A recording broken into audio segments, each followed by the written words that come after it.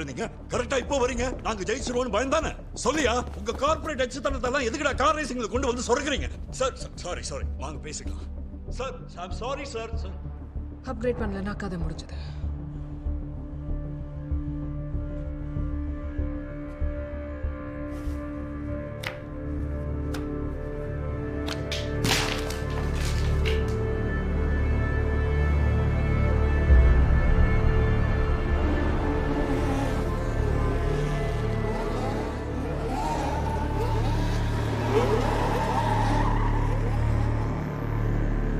Sorry, பிரச்சனை வேண்டாம். ரேஸ்ல மட்டும் ஃபோக்கஸ் பண்ண. அது போர்டு கிட்ட சொல்ல. இன்னைக்காச்சும் கொஞ்சம் ரூல்ஸை ஃபாலோ பண்ணலாமே.